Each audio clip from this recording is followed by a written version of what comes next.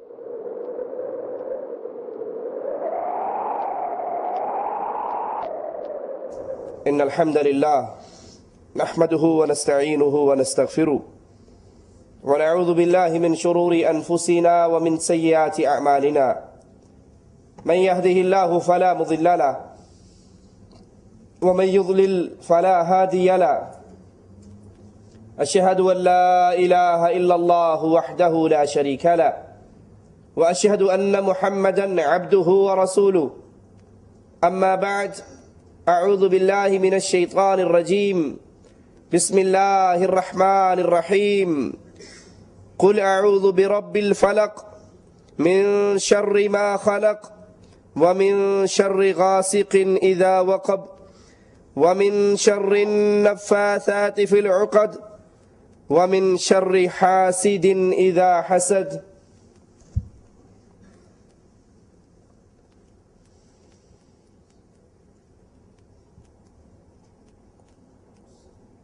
اسلام کا معاشرہ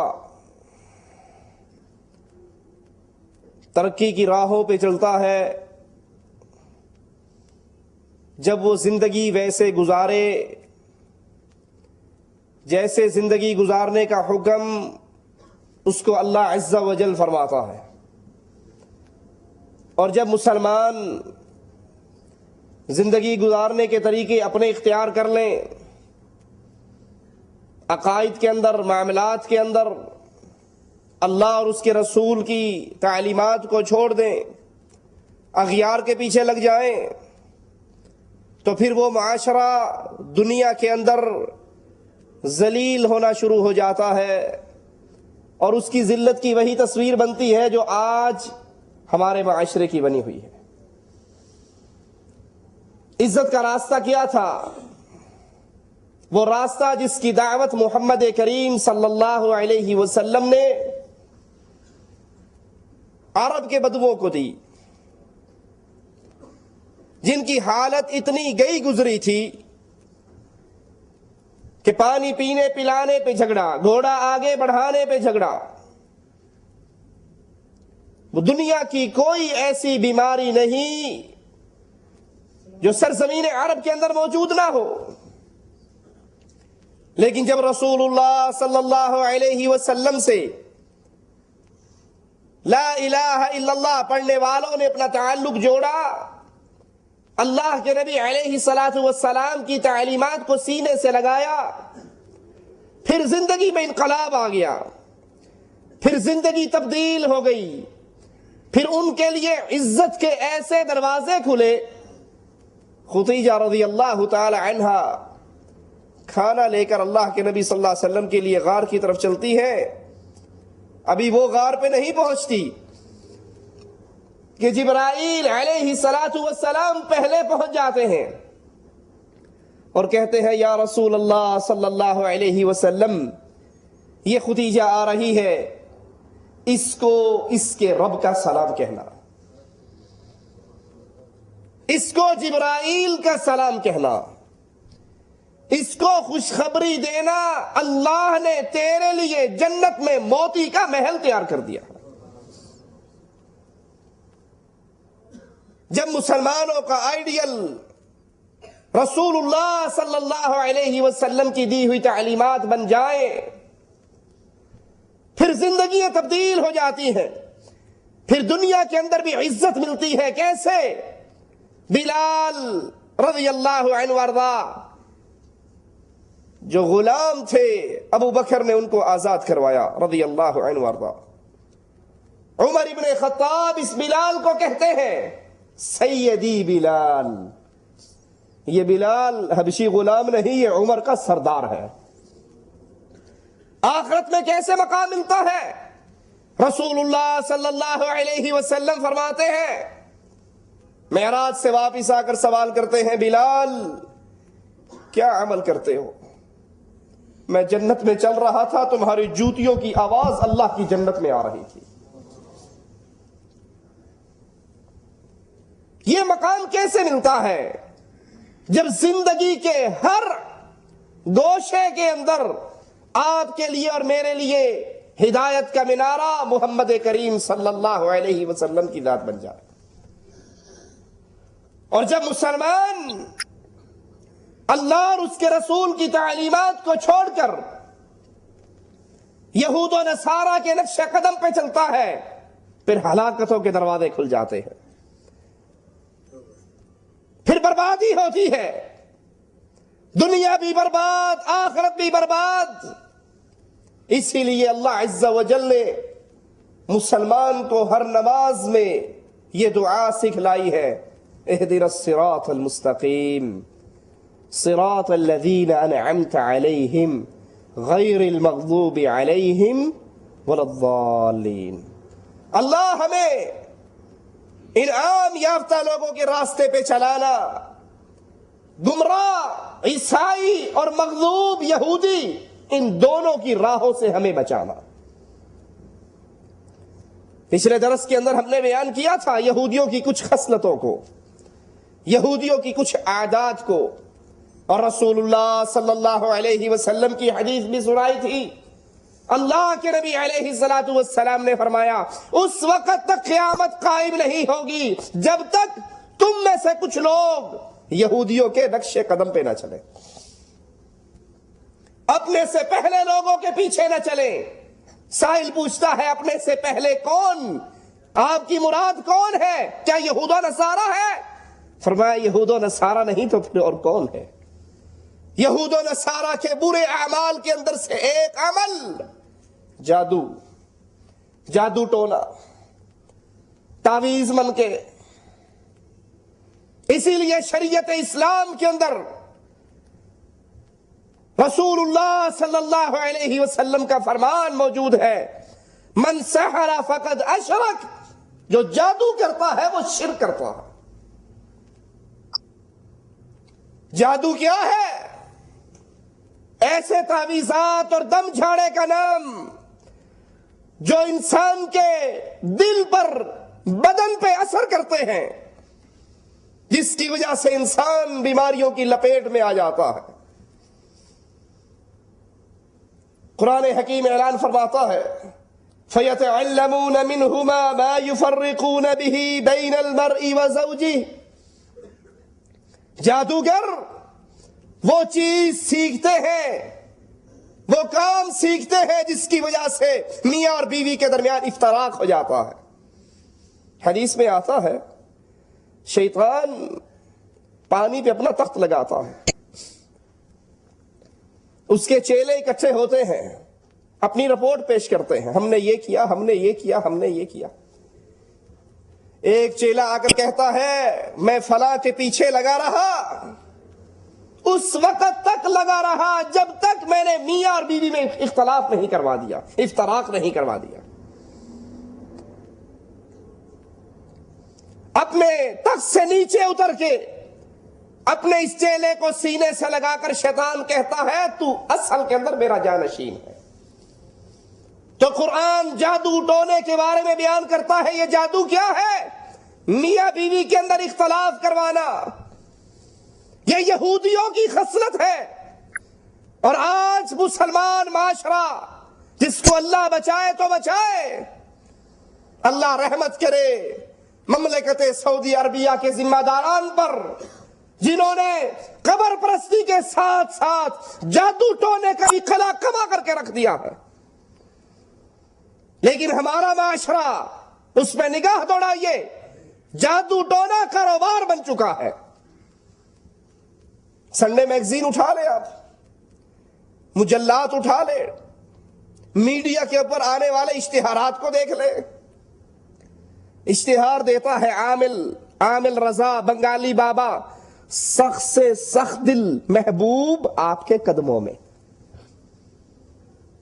جادو کے ذریعے، تعویذوں کے ذریعے، شرکیہ دم جھاڑے کے ذریعے بگڑی ہوئی بیوی کو سیدھا کروائیے، یہ ہمارے ہاں اخبارات میں اشتہار آتے ہیں۔ ناراض سے ناراض محبوب کو راضی کیجئے۔ طریقہ کار کیا ہے؟ شیطان کا سکھایا ہوا یہ عمل، جو یہودیوں کی سنت تھی، آج ہمارے معاشرے کے اندر مولوی صاحب لمبی ساڑی داڑھی رکھ کر، سر پہ عمامہ باندھ کر، مسجد کے مینار کے سائے کے نیچے بیٹھ کر یہ دھندا کرتے ہیں۔ جادو کی تاثیر یقینی بات ہے۔ شیطان نے جہاں مسلمانوں کو گمراہ کیا، وہاں کچھ ایسے لوگ بھی افراط و تفریط کے شکار ہو کر سامنے آئے، جنہوں نے جادو کی حقیقت کو مکمل سرے سے انکار کر دیا کہ جادو نام کی چیز ہی کوئی نہیں، حالانکہ جادو حقیقت ہے۔ یفرقون بہ بین المرء وزوجہ، میاں اور بیوی کا اختلاف اس جادوگری کے ذریعے کروایا جاتا ہے۔ صحیح بخاری کے اندر حضرت عائشہ رضی اللہ تعالی عنہا کی روایت ہے کہ رسول اللہ صلی اللہ علیہ وسلم پر جادو ہوا۔ آپ کو یہ گمان ہوتا کہ میں نے فلاں کام کیا ہے اور نہ کیا ہوتا، رسول اللہ صلی اللہ علیہ وسلم حضرت عائشہ کو فرماتے ہیں، عائشہ میرے پاس دو فرشتے اترے، ایک میرے سر کی طرف بیٹھا، ایک میرے قدموں کی طرف بیٹھا۔ وہ دوسرا اس سے پوچھتا ہے انہیں کیا ہے، ان کو کیا تکلیف ہے؟ وہ فرشتہ جواب میں کہتا ہے کہ ان پر جادو کر دیا گیا۔ ہمارے ہاں ایک اور کہاوت بھی ہے، جی آپ نہیں سمجھتے، یہ جو جادو کا انکار کرتے ہیں، وہ یہ کہتے ہیں جی جادو تو برے لوگوں پہ ہوتا ہے، اچھے لوگوں پہ، نیک لوگوں پہ جادو نہیں ہوتا۔ یہ شیطان کا وہم ہے۔ رسول اللہ صلی اللہ علیہ وسلم سے پاک اور کون ہوگا؟ اللہ کے نبی علیہ الصلوۃ والسلام سے درجات میں بلند اور کون ہوگا؟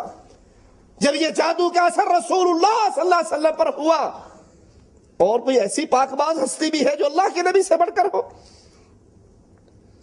قرآن حکیم بیان فرماتا ہے وَلَقَدْ عَلِمُوا لَمَنِ اشْتَرَاهُ مَا لَهُ فِي الْآخِرَةِ مِنْ خَلَاقٍ، بے شک انہیں اس چیز کا علم تھا کہ جس نے اس جادو کو حاصل کیا، اس کا آخرت کے اندر کوئی حصہ نہیں، کوئی مقام نہیں، کوئی ٹھکانہ نہیں۔ یہاں یہودیوں کی اس بد خصلت کو بیان کیا گیا کہ وہ اللہ کے کلام کو چھوڑ کر اس جادو کو سیکھتے، حالانکہ جانتے تھے، ان کی کتابوں میں یہ علم تھا کہ جو یہ جادوگری سیکھے گا، جو اس راستے پر چلے گا، وہ آخرت میں محروم ہو جائے گا۔ یہودیوں کی ایک برائیوں میں سے ایک برائی یہ بھی ہے کہ وہ جانتے ہوئے، علم ہوتے ہوئے اس پہ عمل نہیں کرتے تھے۔ یہود و نصارہ کی دو برائیاں ہیں جو ہمارے معاشرے میں بھی پائی جاتی ہیں. یہودیوں کا جرم، ان کو علم ہوتا اللہ کی شریعت کا، عمل نہ کرتے، جانتے ہوئے عمل نہ کرتے. رسول اللہ صلی اللہ علیہ وسلم کے پاس ایک مقدمے کے اندر آئے، آپ نے کہا اس کا فیصلہ تمہارے بقول تمہاری کتاب سے ہونا ہے، اپنی کتاب لے کر آؤ. اب کتاب لائے تو جس جگہ پہ اس کے بارے میں فیصلہ تھا وہاں پہ ہاتھ رکھ کر کہنے لگے دیکھ لو جی یہ تو کہیں بھی نہیں ہے. یہودیوں کو سارا علم ہوتا تھا لیکن جانتے بوجھتے اللہ کی شریعت پہ عمل نہیں کرتے تھے. سوچ لیں یہ بیماری کہیں میرے اور آپ کے اندر نہ آ جائے، اللہ ہم سب کو محفوظ رکھے. وہ کتنے اعمال ہیں جو مجھے اور آپ کو پتا ہے کہ یہ شریعت کا حکم ہے اور ہم نہیں کرتے. شادی بیاہ ہو، موت غم ہو، خوشی دکھ ہو، جانتے ہوئے یہ چیزیں حرام. کہیں کوئی بیماری برادری ازم کی لگی ہوئی، اجی ٹھیک ہے، تیجا کنڈا 7واں 40ویں 9ویں 10ویں، اس کا وجود تو کوئی نہیں، جانتے ہیں ہمیں پتا ہے، لیکن اب کیا کریں؟ وہ کیا کہیں گے، لوگ کیا کہیں گے، معاشرہ کیا کہے. ابا مر گیا، مربع چھڑ کے گیا، انہیں پھر بھی کول نہیں کروائے، ناک کٹ جائے گی ہماری. وہ ناک کٹوانے کے چکر میں دین کٹوا لیتے. یہ یہودیوں کی بیماری اور عیسائیوں کی بیماری، عمل پہ عمل، عمل پہ عمل، محنت پہ محنت، اور محنت کرتے ہوئے یہ نہیں دیکھنا اس کی کوئی دلیل قرآن و حدیث میں ہے یا نہیں. یہ بیماری بھی ہمارے ہاں موجود ہے یا نہیں؟ آپ نکل کر دیکھ لو. یہ محرم کے اندر سینہ پیٹنے والوں کو کتنا سینہ کو بھی ہے، خون کے فوارے ہیں، عذاب ہے عذاب، عمل پہ عمل ہے. ارے یہ تو دیکھو اس کی کوئی دلیل شریعت میں ہے یا نہیں. ربیع الاول میں باہر نکل کے دیکھ لو، میلاد منانے والے صبح سے روڈ کے اوپر اور خاص طور پہ لاہور کی سڑکوں کے اوپر گدھے کی لید پھانکنے کے لیے آ جاتے ہیں. اب آپ کے اس عمل کی دلیل شریعت میں ہے؟ بستر کندھے پہ ہے 40 دن کے لیے، 4 مہینے کے لیے، سال کے لیے، ساری عمر کے لیے، کوئی دلیل ہے؟ ہاتھ میں تسبیح ہے اور اللہ اللہ اللہ اللہ، لائٹیں بند ہیں اور الا اللہ الا اللہ الا اللہ کی ضربیں ہیں. یہ سارے عمل، باپ مر گیا درویشوں کو گھر میں بلا کے قرآن خوانی کروا رہے ہیں، یہ سارے عمل اپنی جگہ پہ. عیسائیوں کا راستہ اختیار نہ کرو، یہ تو دیکھو اس کی کوئی دلیل ہے شریعت میں. تو یہودیوں کو علم تھا کہ جادوگری کا قیامت کے دن کوئی بدلہ نہیں ملنا، بربادی کے لیے. اور حسن بصری رحمہ اللہ اس شخص کو جو جادو سیکھتا اور سکھاتا ہے دین سے خارج تصور کرتے تھے. اب یہ آیت جادوگری کی حرمت پہ صریح دلیل ہے، اور یہ جادو محمد رسول اللہ صلی اللہ علیہ وسلم کی شریعت میں ہی حرام نہیں، سابقہ انبیاء کی شریعت میں حرام. جیسا کہ مالک اعلان وَلَا يُفْلِحُ السَّاحِرُ حَيْثُ أَتَى، جادوگر جہاں بھی ہو کامیاب نہیں ہو سکتا. اس کے لیے باتی ہے. اپنے گلے میں ہاتھ ڈالیے، اپنے آنکھوں پہ ہاتھ پھیریے. تعویذ لٹکانے والوں، آپ کے گلے میں 1 2 4 5 10 کا تعویذ لٹکا ہوا، یہ جادو نہیں تو اور کیا ہے؟ گلے میں کالا دھاگا گرہ مار مار کے مولوی صاحب نے پھونکے ماری ہوئی، یہ جادو نہیں تو اور کیا ہے؟ احمد ابن حنبل رحمت اللہ علیہ اور آپ کے شاگرد امام مالک رحمت اللہ علیہ، امام ابو حنیفہ رحمت اللہ علیہ اس جادوگری کو حرام تصور کرتے تھے، کفر تصور کرتے تھے. جو جادوگری ہمارے ہاں روٹین ورک ہے. اجی کیا کریں، بچیاں گھر بیٹھی ہیں، رشتے باندھ دیے کسی نے، کچھ نہیں سمجھ آئی، بابا جی کی درگاہ پہ چلے گی، اندر درویش بیٹھا ہوا ہے. اس پیر کے پاس جانے سے پہلے مریضوں کی شکل میں کچھ جاسوس بیٹھے. کہاں سے آئے ہو آپ؟ میں جی فلاں محلے سے آیا ہوں. کیا مسئلہ ہے آپ کا؟ میری بیٹی ہے جی، وہ دیکھو رشتے بند گئے ہیں، کچھ ہو نہیں رہا. پوری یہ رپورٹ لے کر اس بی بی کے اندر جانے سے پہلے وہ شیطان جادوگر جو بیٹھا ہوا ہے اس کے ساری رپورٹ دے دیتا ہوں. نام یہ ہے، فلاں محلے سے آئی ہے، اتنی بچیاں ہیں اور یہ بیماری ہے. یہ بیچاری جو جادوگر کے پاس پہنچتی ہے کہتا اچھا 4 بچیاں ہیں, نہیں رشتے ہو رہے, کہتی اللہ بڑا پہنچا ہوا ولی ہے. یہ پہنچا ہوا ولی نہیں, ڈرامے باز ہے. اگر اسلام کی حکومت ہو تو جادوگر کی گردن کو کاٹ دیا جاتا ہے. وہ ساری رپورٹ جو مریضوں کی شکل میں بیٹھے ہوئے جاسوس جادوگروں کے اڈے پہ, تعویذ فروشوں کے اڈے پہ, وہ ساری معلومات لے جا کر اندر بنا دے. اچھا آج پکایا کی سی تو؟ میں پنڈی تر کے آئی سا, بھنڈی پکا کر آئی تھی. ہے تو وہ جاتا ہے, وہ پیر پہ کہتا اچھا بھنڈی پکائی ہے گھر میں آج؟ تو کہتا ماشاءاللہ بڑی بات ہے, یہ بڑے پہنچے ہوئے ولی ہیں, ان کو گھر میں پکی ہوئی ہنڈیا کا بھی پتا ہے. یہ نہیں پتا کہ جو وہاں پر مرید بیٹھے ہوئے ہیں انہوں نے ساری رپورٹ لے کے اس بے ایمان کو پہلے سپلائی کر دی ہے. وگرنہ علم غیب کسی کو, یعقوب علیہ السلام کا بیٹا چند میل پہ کنویں میں گرا ہوا, نبی کو علم جب تک اللہ نہ بھائے, اور مصر سے قمیض چل پڑی تو کہتے ہیں مجھے بیٹے کی خوشبو آ رہی ہے. یہ 3 میل پر آپ کو خوشبو کیوں نہیں آئی؟ چند میل پہ پتہ کیوں نہیں لگا؟ یہ علم غیب جو ہمارے ہاں تعویذ فروشوں نے دھندے بنانے کے لیے لوگوں کی باتیں ایڈوانس ان کو بتا دیتے ہیں اپنے مریدوں کے ذریعے پتہ لگوا کر, یہ جادوگری کا کامیاب کاروبار چلانے کے طریقہ کار ہے. قرآن حکیم کے اندر واضح دلیل ہے کہ جادو کرنا کفر. آئیے واتبعوا ما تتلو الشياطين على ملك سليمان وما كفر سليمان ولكن الشياطين كفروا يعلمون الناس السحر وما أنزل على الملكين ببابل هاروت وماروت وما يعلمان من أحد حتى يقولا إنما نحن فتنة فلا تكفر فيتعلمون منهما ما يفرقون به بين المرء وزوجه وما هم بضارين به من أحد إلا بإذن الله ويتعلمون ما يضرهم ولا ينفعهم ولقد علموا لمن اشتراه ما له في الآخرة من خلاق ولبئس ما شروا به أنفسهم لو كانوا يعلمون. انما نحن فتنة فلا تکفر.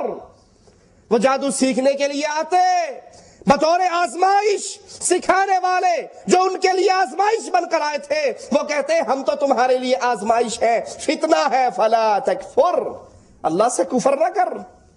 جو جادوگری سیکھتا ہے, سکھاتا ہے, جادو کا عمل کرتا ہے, حقیقت میں وہ اللہ سے کفر کرتا ہے. وما کفر سلیمان ولکن الشیاطین کفروا. سلیمان علیہ السلام نے کفر نہیں کیا بلکہ ان شیطانوں نے کفر کیا, جادو سیکھنے اور سکھانے والوں نے.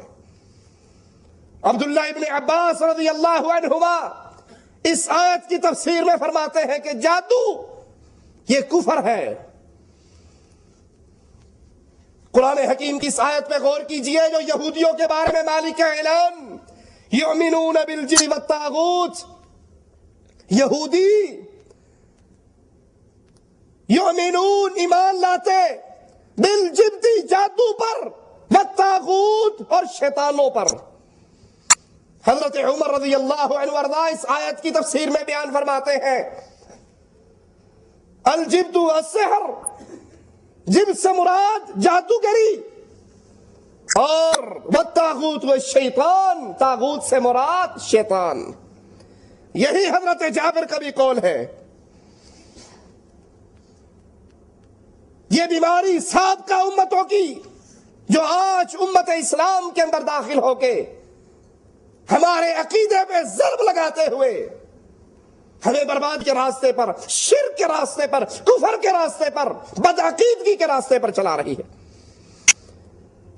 ابو ہریرہ رضی اللہ عنہ وارضا روایت فرماتے ہیں رسول اللہ صلی اللہ علیہ وسلم نے فرمایا 7 چیزوں سے بچو.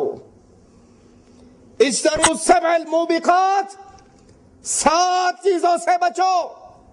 قالوا یا رسول اللہ وما ہن, سائل کہتے ہیں اللہ کے نبی یہ 7 کون سی ہے؟ جن سے ہم بچے. اللہ کے نبی علیہ الصلوۃ والسلام نے فرمایا الشرک باللہ، اللہ کے ساتھ شرک کرنے سے بچو. آپ نے 7 کبیرہ گناہوں کو گنوایا اور سب سے پہلے کبیرہ گناہوں میں سب سے بڑا گناہ الشرک باللہ، اللہ کے ساتھ شرک کرنا، اللہ کے ساتھ اس کا ساتھی اور ساجی بنانا. آپ پھر لیں کلمہ گو مشرک جتنے ہیں ان سے مل لیجئے، ان سے پوچھئے کیا تم اللہ کا ساتھی اور ساجی بناتے ہو؟ کوئی ماننے گا نہیں جی، ہم تو اللہ کو وحدہ لا شریک مانتے ہیں، ہم تو اپنے پیروں کو، فقیروں کو، بزرگوں کو اللہ کا شریک نہیں بناتے.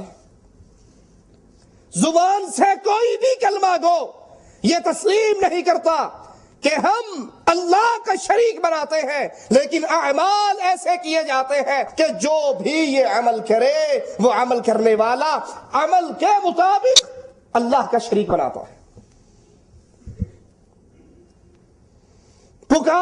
پکارے جانے کے لائق صرف اللہ ہے. اب جو آواز لگاتے ہیں یا علی مدد، یا رسول اللہ مدد، یا پیر مدد، یا بابا مدد، یا شیخ مدد، یا فلاں مدد، ان سے پوچھئے کیا تم اللہ کا شریک بناتے ہو؟ وہ بھی کہیں گے اللہ وحدہ لا شریک ہے، ہم شریک نہیں بناتے. لیکن ان کا یہ عمل، یا علی مدد کا نعرہ، یا رسول اللہ مدد کا نعرہ، یہ نعرہ دلیل بن جاتا ہے کہ یہ اللہ کی عبادت میں حضرت علی کو، رسول اللہ کو، پیر عبد القادر جیلانی کو شریک بنا رہے ہیں. اعمال ایسے ہیں کہ وہ اعمال کرنے والا شرک جیسے کبیرہ گناہ کا مجرم بن جاتا ہے. غیر اللہ کو پکارنا، غیر اللہ میں امیدیں لگانا، غیر اللہ سے ڈرنا، وہ ڈر جس کے لائق اللہ ہے کہ اللہ سے ڈرا جائے، ایسا ڈر اگر غیر اللہ کا آ جائے. مثال کے طور پہ ہمارے معاشرے کے اندر اکثر چوری کے، ہم نے اس قرآن کو رکھا ہے نا چند کاموں کے لیے، ان میں سے ایک کام اس قرآن پہ قسم اٹھانا بھی ہے. چور کو لے آؤ، اس نے چوری کی، اسے چوری کی ہے نہیں کی، اچھا مسجد میں آ کر قرآن اٹھا کر کہو میں نے نہیں کی، وہ جھوٹا بھی ہوگا نا تو مسجد میں آ کر قرآن اٹھا دے گا. اور اس سے کہو اچھا چوری نہیں کی تو خواجہ صاحب کی قبر پہ آ کے خواجہ صاحب کی قبر کے دروازے کا کنڈا کھول دو. وہ کہتا مجھے مرواؤ گے آپ؟ نہ بھی کی ہوگی تب بھی مان جائے گا کہ یہ بزرگ یہ مار دیں گے. مظفرآباد سے باہر نکلے تو ایک سہیلی سرکار کا دربار آتا ہے، درگاہ آتی ہے، مزار آتا ہے، بڑے بڑے لوگ پڑھے لکھے 2D گاڑیوں پر وہاں سے گزرتے بریک لگاتے ہیں، جیب سے پیسے نکالتے ہیں، پہلے اس کے صندوقچے میں ڈالتے ہیں، پھر ہاتھ باندھ کر کہتے ہیں بابا بھلی کرنا. ان سے پوچھو یہ کیوں کرتے ہو؟ کہا جی اگر صبح پہلے نذرانہ بابا جی کو نہ دیں گاڑی الٹی کر دیتا ہے روڈ کے اوپر چلتے ہوئے. بڑا بدماش ہے، 5 روپے کے پیچھے بندے بھی مارتا ہے، گاڑی بھی برباد کر دیتا ہے. یہ خوف ہے غیر اللہ کا. گاڑی کا ڈرائیور جا رہا ہے، کالا جھنڈا نظر آیا، اس نے اسٹیئرنگ چھڑا اور ہاتھ باندھ دیے، بابا جی بھلی کرنا. یہ خوف ہے اللہ کے علاوہ غیر کا. جس کے دل میں قبر والوں کا، مردوں کا یہ خوف بیٹھ جائے وہ اللہ کے ساتھ شرک کر رہا ہے. رسول اللہ صلی اللہ علیہ وسلم فرما رہے ہیں 7 چیزوں سے بچو. سب سے پہلی چیز اللہ کے ساتھ شرک. وسحر، جادو سے بچو، یہ جادو کا گناہوں میں سے. اس جادو سے بچ جاؤ. جادو سیکھنے سے، جادو سکھانے سے، جادو کرنے سے، جادو کروانے سے باہر ہو جاؤ. اور ہمارے ہاں، ہمارے معاشرے کے اندر جتنا جادو پھیلا ہوا ہے، اللہ ہی کسی کو محفوظ رکھے تو رکھے. ایک دکاندار نے دکان کھول لی، اب کچھ ہو یا نہ ہو پڑوس میں کسی اور کی دکان آ گئی، اچھا اس کا بھی جنرل سٹور، میرا بھی جنرل سٹور، جاتا ہوں پیر جی کے پاس، پیر جی کو تویتے دیو یہ کھاتا بند کرا میں. اس کا بند ہو نہ ہو اپنے ایمان کا کھاتا ختم کرواتا ہے. رسول اللہ صلی اللہ علیہ وسلم نے اس حدیث میں دوسری چیز جس سے ڈرایا وہ جادو ہے. اس جادو سے بچ جاؤ. وَقَتْلُ النَّفْسِ الَّتِي حَرَّمَ اللَّهُ إِلَّا بِالْحَقِّ، کسی کو بغیر وجہ کے قتل نہ کرو. یہ بہت بڑا جرم ہے، بغیر جرم کے اندر کسی کو قتل کرنا۔ اور کسی کو قتل کرنے کے جائز ہونے کی 3 صورتیں ہیں۔ کوئی کلمہ گو مسلمان مرتد ہو جائے، اب اسلامی حکومت مرتد کو قتل کر دیتی ہے۔ کوئی شادی شدہ زنا کرے، شادی شدہ زانی، اسلامی حکومت اس پر پتھر مار مار کے اس کو رجم کر دیتی ہے۔ اور کوئی کسی کو قتل کرے بطور قصاص دیت کے، اس قاتل کی گردن کو اتار دیا جائے گا۔ رسول اللہ صلی اللہ علیہ وسلم فرماتے ہیں کسی جگہ پر اللہ کی حد قائم ہو، اللہ کی حدود میں سے کوئی حد قائم کی جائے، اور وہ بہتر ہے اس چیز سے کہ کسی زمین پر 40 دن رات بارش برستی رہے۔ 40 دن رات کے بارش کے برسنے سے زمین سے اللہ کی وہ رحمت نہیں نکلے گی جو ایک حد میں سے، اللہ کی حدود میں سے کسی ایک حد کو قائم کرنے سے اللہ رحمت اتار دیتا۔ اور ہمارے ہاں بڑے بڑے شیطان، آپ نے بیانات پڑھے بھی ہوں گے، سنے بھی ہوں گے، یہ حدود وحشیانہ حدود ہے۔ اللہ کی حدوں کو ختم کر کے اپنی طرف سے قانون سازی کی جاتی ہے۔ وہ مجرم ہے جو اللہ کی حدوں کو، نعوذ باللہ، تم یہ کہہ کر کہ اللہ کی حدیں وحشیانہ حدیں ہیں، اللہ کی طرف کس جملے کی نسبت کر رہے ہو؟ تمہیں جس بات کا علم ہوا وہ اللہ کو نہیں پتا تھا؟ رسول اللہ صلی اللہ علیہ وسلم منع فرما رہے کسی جان کو قتل کرنے سے بغیر حق کے قتل نہ کرو، لیکن اللہ کے نبی کی حدیث کہ جب مسلمانوں میں تلوار چلے گی پھر شاید ہی یہ تلوار رک سکے۔ اور آج قتل اتنا عام، رسول اللہ صلی اللہ علیہ وسلم کے ایک اور فرمان مبارک میں آپ نے فرمایا قیامت کے قریب قتل عام ہوگا، نہ قاتل کو پتا ہے میں کیوں قتل کر رہا ہوں، نہ مقتول کو پتا ہے میں کیوں قتل ہو رہا۔ کیا خیال ہے آج یہ حالات نہیں ہو گئے؟ اخبارات پڑھ کے دیکھ لیجئے، روزانہ آپ اخبار پڑھیے، 40 50 60 70 100 بندہ روز ہی مرا ہوتا ہے۔ پتا ہے مارنے والے کو میں نے کیوں مارا؟ ابھی یہ ٹرین کے اندر جو آگ لگی ہے لگانے والے کو پتا ہے میں نے کیوں لگائی ہے؟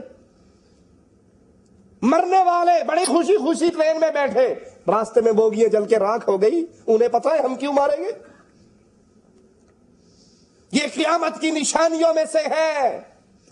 قیامت کے قریب قتل عام ہوگا، لیکن یاد کر لیجئے ایک مسلمان کو مارنا، ایک مسلمان کو مارنا بلکہ ایک انسان کو مارنا ساری انسانیت کو مارنے کے برابر ہے۔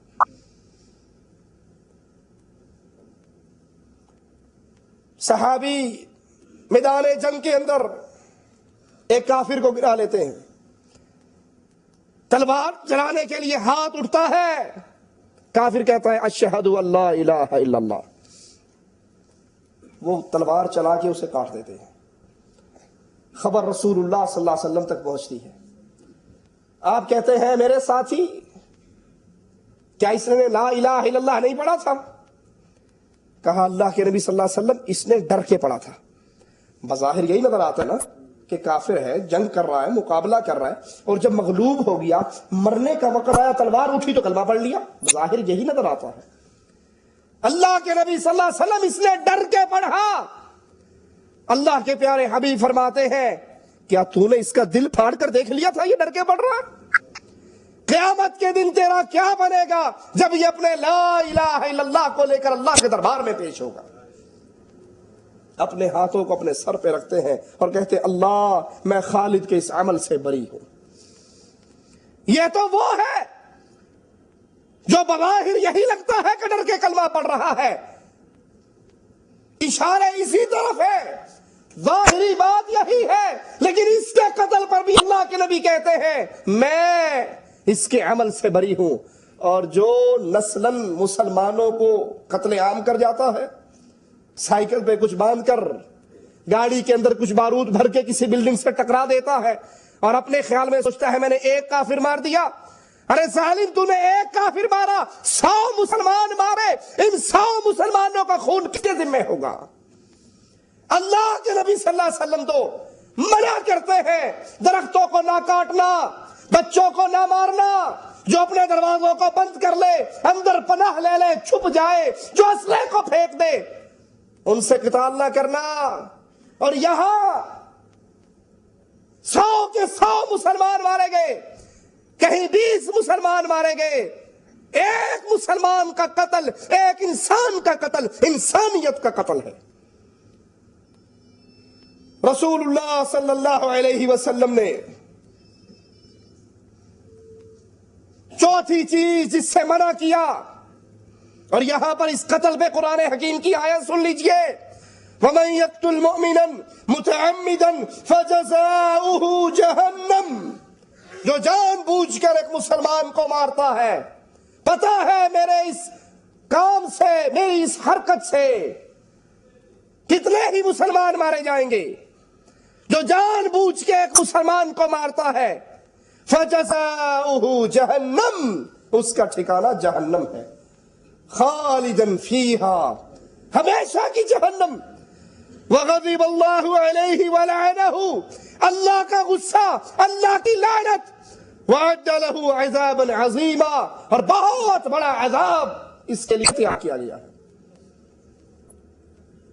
اس حدیث میں چوتھی بڑی چیز جس سے رسول اللہ صلی اللہ علیہ وسلم منع فرما رہے اور جہنم کی وعید سنا رہے, وہ سود خوری ہے. اور یہ بیماری بھی یہودیوں والی ہمارے معاشرے کے اندر پھیل چکی. جی مولوی صاحب کیا کریں, مکان تھا نہیں, بینک سے ہم نے قرضہ لے کر مکان بنا لیا, اب جتنی پگار ملتی ہے وہ اس کے قرضہ اتارنے میں داخل کرا دیتے ہیں. ارے جھگی میں رہ کر اگر ایمان کی حالت میں مر گئے تو جنت کے محلات مبارک ہوں, لیکن اگر حرام طریقے سے دنیا میں محلات بنا لیے تو جہنم کے گھر میں کیسے گزارا ہوگا؟ الذين يأكلون الربا لا يقومون إلا كما يقوم الذي يتخبطه الشيطان من المس ذلك بأنهم قالوا إنما البيع مثل الربا. سود خور ایسا کھڑا ہوگا جیسے اس کو شیطان چمٹا ہوا, کیونکہ یہ کہا کرتا تھا جی بھائی ہیلے اور بہانے, یہ بھی حلال ہے, یہ بھی حلال ہے. ایک مربع زمین ہے, مولوی صاحب کیا کریں, ٹریکٹر ملتا نہیں, اتنے پیسے نہیں کہ ٹریکٹر خرید لوں, میں نے پھر زرعی بینک سے قرضہ لے کے قسطوں پہ ٹریکٹر لے لیا. عبداللہ ابن عباس فرماتے ہیں سود خور کو قیامت کے دن نیزہ دیا جائے گا اور اسے کہا جائے گا اپنے رب سے جنگ کی تیاری کا. اس سود کے اگر درجات بنائے جائیں, سب سے چھوٹے درجے کا گناہ ایسے ہے جیسے ماں کے ساتھ بدکاری کی جائے. اور ہم مزے سے پینشن ملی بینک کے اندر, فکس ڈپازٹ بینک کے اندر, بینک کا کاروبار, بینک کی ملازمت, یہ سارے حرام کے راستے اور جہنم کے راستے, یہودیوں کی سنتیں ہیں جو مسلمان اس پہ چل رہے. پانچواں کبیرہ گناہ اس حدیث کے اندر رسول اللہ صلی اللہ علیہ وسلم نے فرمایا یتیم کے مال کھانے سے بچو. حرام طریقے سے یتیم کا مال کھانا, یتیم ہے, چھوٹا ہے, بچہ ہے, تمہیں ذمہ داری دے دی گئی تو اس کا مال کھانا شروع کر دو حرام طریقے سے, غلط راستے سے, یہ کبیرہ گناہ ہے. اور ہمارے ہاں افسوس سے کہنا پڑتا ہے کہ یتیم کا مال اسلام کے نام پہ کھایا جاتا ہے. مجھے معاف کر دینا, بات کڑوی ہے لیکن مجبور ہوں, یہ منبر محمد کریم صلی اللہ علیہ وسلم ہے, اس پہ کھڑے ہو کر جھوٹ نہیں بولا جا سکتا. ہمارے ہاں یتیم کے مال کو کھانے کے اسلامی طریقے بنائے ہوئے. باپ مر گیا, چھوٹے چھوٹے یتیم بچے رہ گئے, مولوی صاحب پگڑی پہن کے پہنچ گئے, تیرا ابا مر گیا, کو آہو جی راتی مر گیا, دل تو کہتا چنگا ہی ہے, کچھ دن کھانے کے لیے, چلو پہلے دن کے ختم کی تیاری کرو, پہلے دن کا ختم, تیسرے دن کا ختم, 7ویں دن کا ختم, 9ویں دن کا ختم, 10ویں کا ختم, 40ویں کا ختم. یہ پہلے دن کا ختم جو اسلام کے نام پہ ہو رہا ہے، اس کا اسلام میں کوئی وجود نہیں. تم یتیموں کا مال کھا رہے ہو. اسلام تو حکم دیتا ہے کسی کے گھر میں میت ہو، وہ تو بیچارے غم کے اندر ہے، پڑوسی کھانا بنا کر اس کے گھر میں پہنچائے. اسلام کا حکم پڑوسی کھانا پہنچائے، ان کا غم کم کرے، ان کے غم میں شریک ہو. یہاں ادھر باپ مر جاتا ہے، ادھر دیگیں چولہے پہ چڑھ جاتی ہیں اور بکرے ذبح ہونا شروع ہو جاتے ہیں. ادھر گٹھلیاں آ جاتی ہیں، آیت کریمہ کا ورد شروع ہو جاتا ہے، اور قریب کی مسجد کے درویشوں کے مزے ہو جاتے ہیں. مولوی بھی آ جاتا ہے، سارے درویش بھی آ جاتے ہیں، قرآن پڑھا جا رہا ہے، احسان ثواب کیا جا رہا ہے، اور دیگیں ہضم کی جا رہی ہیں. پہلے دن کا ختم ہو یا تیسرے کا، 7ویں کا ہو یا 9ویں کا، 10ویں کا ہو یا 40ویں کا، یہ ہندوؤں کی رسمیں ہیں، اسلام سے اس کا کوئی تعلق نہیں. یتیم کا مال کھانا گناہ کبیرہ ہے، اور جب اس پہ اسلام کی چادر چڑھا کر کھاؤ گے تو جرم اور بڑھ جائے گا. اور جس کبیرہ گناہ کا اس کے بعد اللہ کے نبی صلی اللہ علیہ وسلم نے ذکر کیا، وہ میدان جنگ کے اندر جب دشمنوں کے ساتھ آمنا سامنا ہو جائے، کفار کے ساتھ جو پشت پھیر کے بھاگے گا، یہ کبیرہ گناہ ہے، اس کا ٹھکانہ جہنم ہے. ابھی محرم کا مہینہ گزرا ہے، یہ الزام کچھ ظالم نعوذ باللہ ثم نعوذ باللہ حضرت حسین پہ لگاتے. آپ نے سنا ہوگا نا، قتل حسین در اصل مرگ یزید ہے، اسلام زندہ ہوتا ہے ہر کربلا کے بعد. کہ حضرت حسین کفر اور اسلام کی جنگ لڑنے کے لیے کربلا میں گئے. ایمان کا مارکا تھا، سچ اور جھوٹ کی لڑائی تھی، اسلام کو غالب کرنے کے لیے گئے. اور خود پھر اپنی کتابوں میں لکھتے ہیں، ملا باقر مجلسی، شیخ مفید اپنی کتابوں میں لکھتے ہیں کہ حضرت حسین نے کوفے میں پہنچ کے 3 شرطیں پیش کی. ان میں سے ایک شرط یہ بھی تھی کہ مجھے اجازت دو، میں واپس مدینے چلے جاتا ہوں. اگر یہ کفر اور اسلام کا مارکا تھا تو نعوذ باللہ حضرت حسین پھر کفر کی جنگ سے کافروں کے سامنے آ کر بھاگ رہے تھے. نواسہ رسول پہ اس سے بڑی بھی کوئی تہمت ہوگی؟ نواسہ رسول حضرت حسین کی اس سے بڑی بھی کوئی گستاخی ہوگی؟ قرآن بیان کرتا ہے، یا ایھا الذین آمنوا اذا لقیتم الذین کفروا زحفا فلا تولوہم الادبار. جب تمہیں ایمان والوں کافروں کے سامنے ہو جاؤ، آمنے سامنے ہو جاؤ، مارکا برپا ہو جائے، پھر تمہارے لیے جائز نہیں ہے کہ تم اپنی پشتوں کو پھیر کے واپس بھاگو.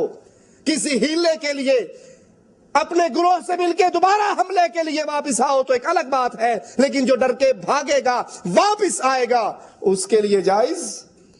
وَمَن يُوَلِّهِمْ يَوْمَئِذٍ دُبُرَهُ، اور جو اس دن اپنی پشت کو موڑ لے، واپس بھاگ جائے، پیٹھ موڑ کے دوڑ لگا دے، اس کا ٹھکانہ فَقَدْ بَاءَ بِغَضَبٍ مِّنَ اللَّهِ، وہ اللہ کا غضب لے کر آتا، اس کا ٹھکانہ جہنم ہے. اور یہ سب سے بڑا گناہ ہے. کبیرہ گناہوں کے اندر ایک گناہ مسلمانوں کا میدان جہاد سے بھاگنا جب مارکا برپا ہو جائے، اور ایک کبیرہ گناہ اس حدیث میں مسلمان عورتوں پر تہمت لگانا، برائی کی تہمت لگانا. جو غافل ہے، پاک دامن ہے، ان کے بارے کے اندر گندے جملے کہنا، ان پہ الزام تراشی کرنا، یہ کبیرہ گناہوں میں شامل ہے. جادو کے بارے میں سنیے، حضرت عمر رضی اللہ عنہ وارضا، حضرت عثمان، عبداللہ بن عمر، حضرت حفصہ، قیس بن سعد، یہ تمام کے تمام جادوگر کے قتل کے قائل تھے کہ جادوگر پر حد قائم کی جائے اور اسے قتل کر دیا جائے. ہمارے ہاں یہ بیٹھے ہوئے نجومی سڑکوں کے اوپر، روڈ کے اوپر چھوٹے چھوٹے تختے لگا کر غیب کی خبریں بتانے والے، تعویذ فروش، طوطوں کے ذریعے فال نکالنے والے، اسلام کی حکومت ہو تو یہ تمام کے تمام گردن زنی کے قابل ہیں. عمر بن خطاب رضی اللہ عنہ وارضا، عمر بن عبد العزیز رحمہ اللہ، وہ بھی اسی چیز کے قائل تھے کہ جادوگر کی گردن کو مار دیا جائے. صحیح بخاری کے اندر ہے، حضرت عمر آرڈر جاری کرتے ہیں اپنے خلفاء کو، اپنی حکومت کے ذمہ داران کو، اقتلوا کل ساحر و ساحرہ، جادوگر مرد ہو جادوگر عورت ہو، دونوں کو قتل کر دو۔ صحابہ کہتے ہیں فقتلنا ثلاث سواحر، ہم نے حضرت عمر کے اس آرڈر کے بعد 3 جادوگروں کو قتل کر دیا۔ حضرت حفصہ کے پاس ایک جاریہ، ایک لونڈی، جس نے ان پہ جادو کیا، پھر حضرت حفصہ نے اس اپنی جاریہ کو قتل کروا ڈالا۔ نواقض اسلام، جو چیزیں اسلام کو توڑ دیتی ہیں، وہ اعمال جن کے کرنے کی بنا پر مسلمان اسلام سے نکل جاتا ہے، خارج ہو جاتا ہے، ان میں ایک چیز جادوگری بھی ہے۔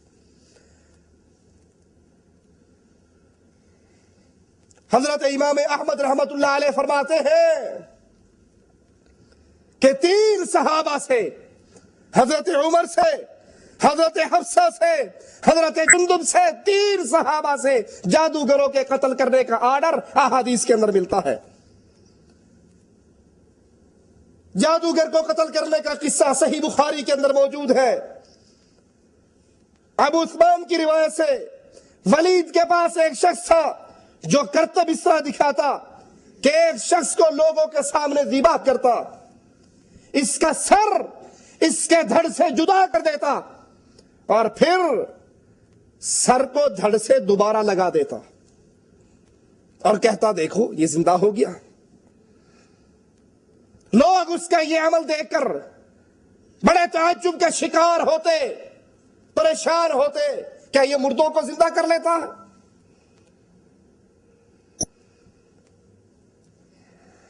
ایک صحابی آئے، مکتب کرنے والا ڈرامے باز جادوگر آیا، وہ سائیڈ پہ ہو کر بیٹھ گئے، حضرت جندب سائیڈ پہ ہو کر بیٹھ گئے۔ جو ہی وہ میدان میں آ کر ڈگڈگی بجا کے لوگوں کو اکٹھا کرتا ہے، یہ تلوار نکال کے اس کی گردن کو کاٹ دیتے ہیں اور عجیب جملہ کہتے ہیں کہ اگر یہ اپنے مرنے والوں کو دوبارہ زندہ کر سکتا ہے، میں نے اس کو قتل کر دیا، اب اس سے کہو اپنی گردن کو جوڑ کر دکھا دے۔ یہ صرف آنکھوں کا دھوکہ ہے جس کے ذریعے جادوگر حرام راستے پر چلتا ہے۔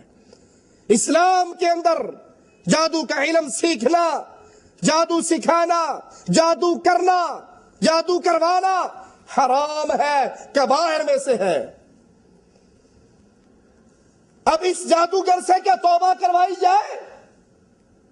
صحابہ کے اعمال میں سے یہ عمل نہیں ملتا کہ انہوں نے جادوگر سے توبہ کروائی ہو، بلکہ جادوگر پہ حد قائم کر کے اس کی گردن کو کاٹ ڈالا۔ اگر جادوگر کی توبہ قبول کی جاتی تو صحابہ جادوگروں سے پہلے توبہ کرواتے، پھر ان کے انکار پہ قتل کرتے، لیکن جو صحابہ کا عمل احادیث کے اندر ہمیں ملتا ہے وہ یہی ہے کہ جادوگر کی گردن کاٹ دی جائے، لیکن یہ کام اسلامی حکومت کیا کرتی ہے۔ اپنے اپنے معاشرے، اپنے اپنے ماحول، اپنے اپنے گھروں کو دیکھو، اور اس جادوگری کے اندر کثرت سے عورتیں گرفتار ہوتی، کثرت سے عورتیں، دیورانی جٹھانی کا جھگڑا، بھابی ننند کا جھگڑا، پڑوسن کا پڑوسن سے جھگڑا، بیوی کا خاوند سے جھگڑا۔ اب جو بے دین ہے اور اکثریت بے دین ہے ان کو اور کوئی راستہ نہیں، آسان راستہ یہی ملتا ہے، آسان راستہ یہی ملتا ہے کہ جاؤں کسی مولوی کو کچھ پیسے دوں اور وہ حرام طریقوں سے مجھے کچھ تعویذ دے دے۔ اب کرنے والا کون ہے؟ اللہ۔ اس کے لیے فتنہ اور آزمائش بن جاتا ہے۔ علامہ احسان اللہ ظہیر رحمت اللہ علیہ کی ایک تقریر میں سن رہا، اس میں بڑا عجیب قصہ بیان کیا۔ کہتے ہیں میرے ایک دوست، ہم ایک جلسے سے واپس آئے، وہ بھی مولوی صاحب، اور رات کو 2 بجے آ کر سو گئے۔ ابھی سوئے آدھا پونا گھنٹہ گزرا، اور مولوی پاکستان انڈیا میں مشہور تو ہوتے ہیں کہ یہ مولوی صاحب ہے۔ ایک بی بی اس کو رات کو دروازہ کھٹکھٹانے لگ گئی، یہ اٹھ کے باہر آئے، ایک بوڑھی عورت کھڑی ہو، پتر میرا بچہ 2 دن ہو گئے گم گیا ہے، کوئی تعویذ کچھ لکھ کر دے دو۔ انہوں نے کہا بی بی کو ٹائم دیکھ، رات کے 2 بجے ہے، یہ آنے کا ٹائم ہے، یہ اٹھانے کا ٹائم ہے. انہوں نے کہا مولوی صاحب تجھے ٹائم کی پڑی ہوئی ہے، میرا بچہ گما ہوا ہے، مجھے تو سکون نہیں ملتا. تو علامہ صاحب رحمۃ اللہ علیہ فرماتے ہیں کہ پرانے دور میں ایک المشرق اخبار نکلا کرتا تھا پاکستان کے اندر. وہ اخبار پڑھا ہوا تھا، اس کے بعد اس نے اس میں سے تھوڑا سا کاغذ پھاڑا اور پھاڑ کے اس کی بتی بتی بنا کے جا بی بی تلے دب دئی، جا وہ دے دیا، وہ چلی گئی. کہتے اللہ کی شان، اس نے 2 دن بعد آ جانا تھا، وہ آ گیا اور بی بی اتنا بڑا مٹھائی کا ٹوکرا بھر کے لے آئی. مولوی اللہ تیرا بڑا کرے، تو اللہ اللہ کر کے دی تھی، میرا پتر واپس آ گیا. کہا وہ پریشان کہ میں نے تو اخبار پھاڑ کے دیا تھا. کہا وہ مٹھائی کا ٹوکرا رکھ کے واپس گئی تو اس مولوی صاحب کی بیگم نے جوتی اتار لی، پڑوسن کو تعویذ دے دیا، اس کا بچہ آ گیا، میرے بھائی کو گمے 8 سال ہو گئے ہیں، مجھے آج تک تعویذ نہیں دیا، میں تیرے ساتھ نہیں رہتی. کہا اس کا تو آ گیا، اس کے گھر میں فساد ہو گیا. اس نے اخبار مشرق اٹھا کر دیا، بی بی اللہ کی قسم میں نے اسے کچھ نہیں دیا، یہ اخبار دیا تو پورا کا پورا لے لے.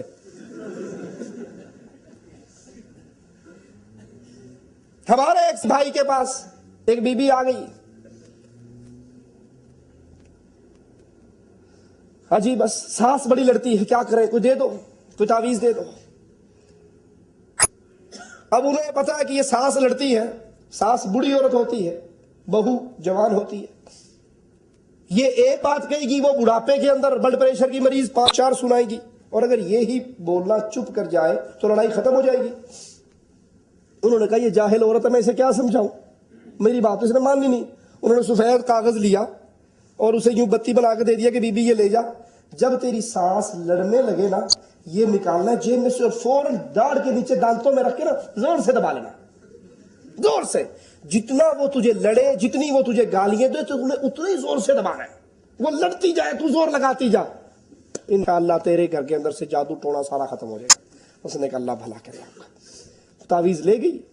اب جب سانس نے لڑنا شروع کیا اس نے کاغذ دانتوں میں دبا لیا، وہ لڑے منڈی چٹی، وہ گالی دے تو اور زور سے دبائے.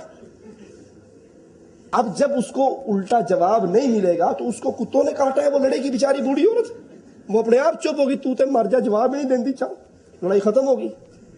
کچھ دنوں کے بعد وہ بی بی ایک اور عورت کو لے کے آئی، اے دی ساس بھی بڑی لڑ دی، انہوں بھی وہی طبیعت دیو.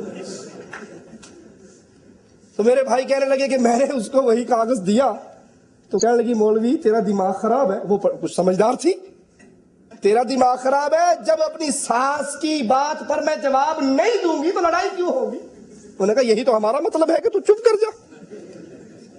یہ سارے کھانے کے ڈھونگ، یہ کمائی کے راستے، یہ شیطان کے ذریعے.